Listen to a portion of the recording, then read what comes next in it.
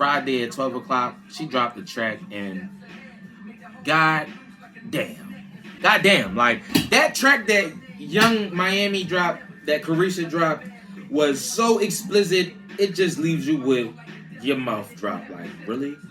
Like, oh, like basically she just name dropping a bunch of rappers and a bunch of like female rappers, like but not female rappers, but a bunch of rappers and their girlfriends. Some of them that's girlfriends. Like she even name dropped their girlfriends and shit. But she was basically just talking about how she would fuck them.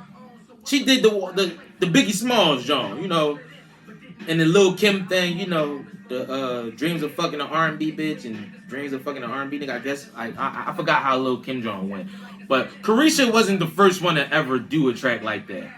But it's the new one of this age or of this era, and that shit was super explicit. But it wasn't explicit as Suki's porn video.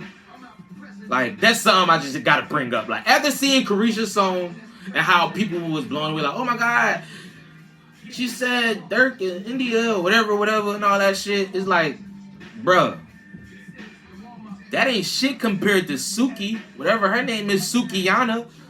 That video, yo, if you haven't seen it, I'm not telling you to go and see it. I'm just saying, I saw that shit, and I couldn't even react to it. I was just like, this is a video? Wow. Whoa. Like, goddamn, it was a porn video as a music video. Like, that's the only way I can describe it. It was a porn video as a music video, bro. Like, Carisha did a porn song, you know, like Biggie did, and Sukiyana did a porn video. She like, oh, fuck saying that in the song. I'm gonna say it in the song, and I'm gonna do a visual for it. And god damn it, I think it was females in there eating vagina. I don't know, but this shit was wow. Yo, so when I saw Carisha's new song, I'm like, all right, Carisha did the song. It was only like a minute and something long too. Like, it wasn't even that long. Like, the track was super short. I'm like, garbage. Sorry to say that, like, as a track is garbage. Like, I wasn't that fond of Biggie Smalls' Dreams of Fucking an R&B Bitch. Like, that shit was garbage too, if you ask me. Like, it was corny. Like, I guess people could say it's creative. Like, but what's creative about talking about how you would want to have sex with other people? Like, we did that in the lunchroom. Like, oh yeah, what you think about having sex with this? Oh, or would you do? What if you had to, for $1 million, do this with this person or this person? Like, that was at the lunch table during high school. Like, so to hear a Biggie track like that, or to hear Carisha's track like that, or to hear any artist make a track like that, was, to me, it ain't that creative. Like, high school kids do that shit. But yeah, man. And one of the biggest things that stood out this week was, to me, was something I seen. It is Facebook's new, not just the new name, but all around newness that they're bringing to the whole social media verse. You feel me? Like, YouTube is, I mean, not YouTube, Facebook has changed their name to Meta. Facebook itself is Meta. And they're coming up with this thing called the Metaverse for social media. So it's going to be the social media verse. And they shared a lot of things that they'll be able to do. One thing that I liked, that I seen, was the glasses. Of being able, you know, to like go into a virtual world with the glasses. And the glasses don't look all goofy and shit like that. They look a little futuristic. Like, the whole metaverse, as far as like social media and Facebook, they're trying to launch forward and have other platforms be along with it also, is real innovative and creative, something new. And I'm hoping that they really pull through with it, because I would definitely like to indulge in something like that. You know, being able to be in something, like, get away from reality sometimes. Like, video gaming is okay, is cool, but to actually get along, I mean, to be in a metaverse with your peers, your family, and your friends, when y'all not actually together, but to be together. You know, like a FaceTime call, but this time we can actually be in an actual room with each other and stuff like that. When I seen that, that was lit. I like that. I'm like, yo, Facebook, Keep pushing the envelope, man. I like it. But you know, a lot of people are gonna come out with the whole Facebook and the privacy and blah blah blah, wah wah wah, whatever. You know, whatever. It's either you're gonna be a part of it or you're not. Whatever. Who cares? I mean, I don't, quite honestly. I'm all for it.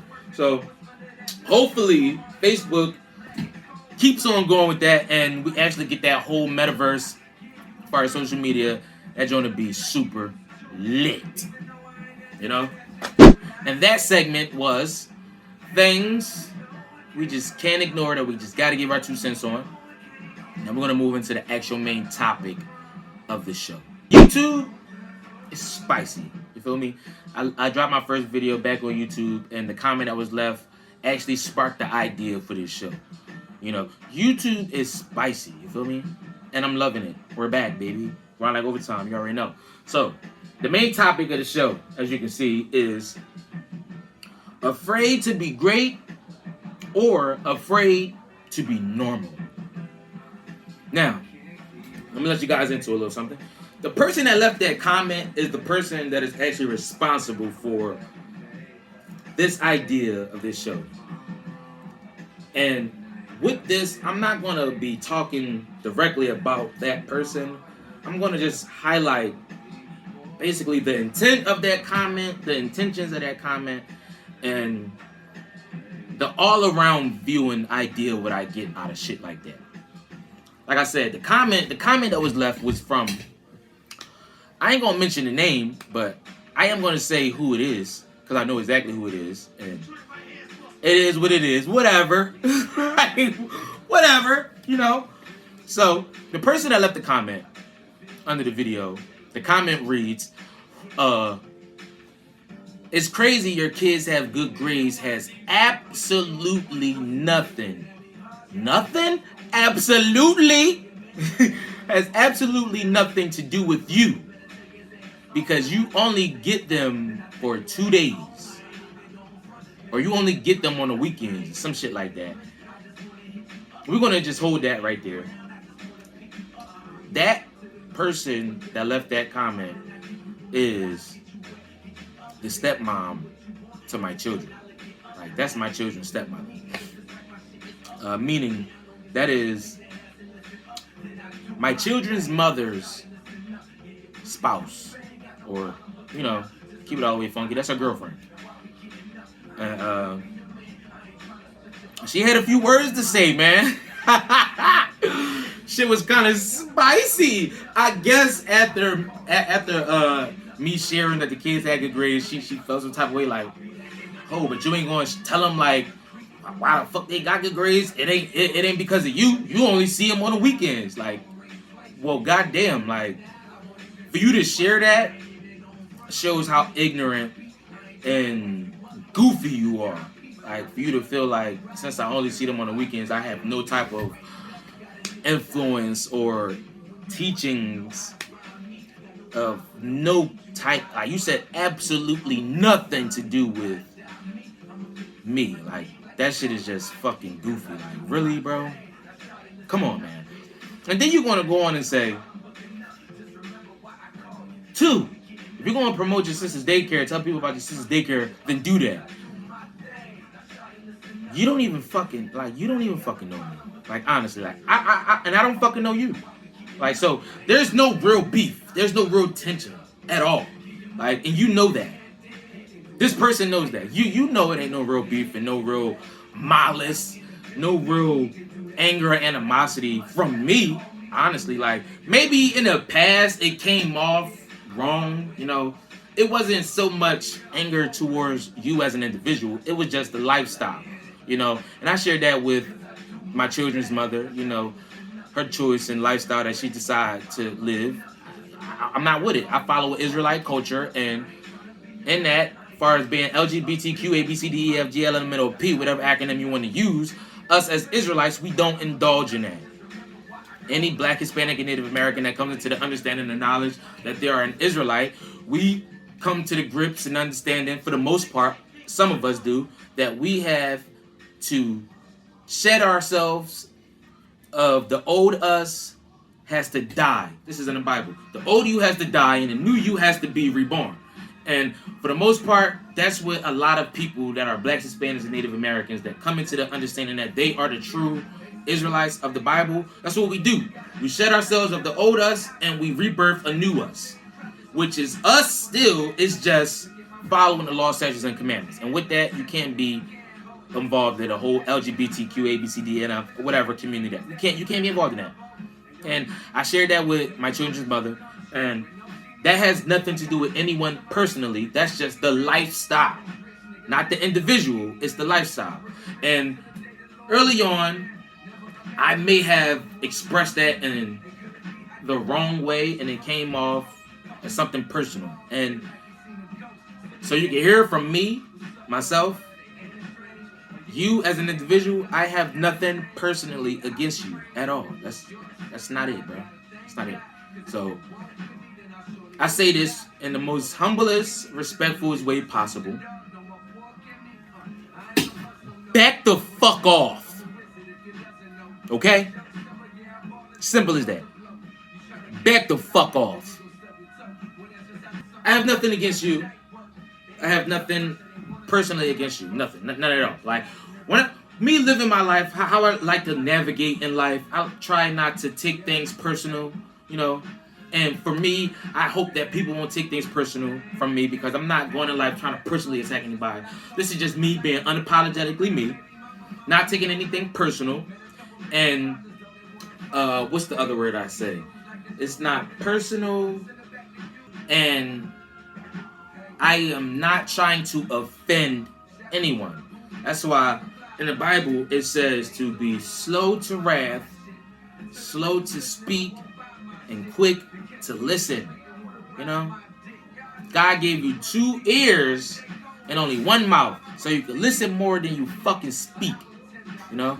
Like, I don't want to speak too fast or speak about something I don't have the quite understanding or enough knowledge about, you know, because I don't like to be a sorry ass. Like, I'm sorry. That's just me. See, even with saying that, like, that's just me. I don't like to always have to keep on saying I apologize. You know, stop apologizing. Stop being a fucking sorry ass. Do better. You know how that old saying go. If you knew better, you do better. Well, motherfucker, learn better so you can know better, so you can do better, so you can stop apologizing all the fucking time. That's me. That's how I like to carry it. You know, it's nothing personal. I'm unapologetically me, and I'm not trying to offend. But early on, when me and my children's mother were going through our whole separation and breakup or whatever, for whatever reason it was that we have amongst ourselves in our relationship, we did that, and she decided to, you know, change her way of life and went on and did that. And I expressed to her that I didn't like it, and like I said, it may have came off in a way to where as though the individual that she is with may have thought I had something personally against her, and I actually don't. So with this video, I want to clear the air with that, and also show or express what I actually feel like the intent was behind the comment. Like, I don't care about the comment. It's the intention behind the comment that I actually am focusing on. And I'm going to share my opinion on it. It has everything to do with the topic. Afraid to be great or afraid to be normal? Check this out, right? So,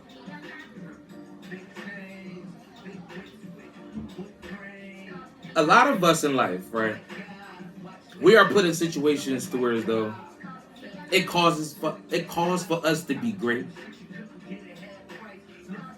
And some of us may feel like we don't have what it takes, or it's going to be a struggle for us to even obtain what it may take to be great. And I feel like the intent behind that comment was to ruin what that individual has so they won't have to be great, or so they won't have to settle to be normal. Meaning, check this out, right? We're going to take a dive into this, right? A lot of us will see what other people are doing and see that they are inspired to be something great. They're inspired to do something big, or they want to do something big. They have aspirations and dreams of big things. And that will frighten us because we may feel like since we are in those places and in those spaces amongst those people that it may call on for us to do something great also. We have to be great too. And we looking at what they are and the standard that is required for them to be what they're aspiring to be, which is great. And we may feel like, damn, I may not be able to live up to that.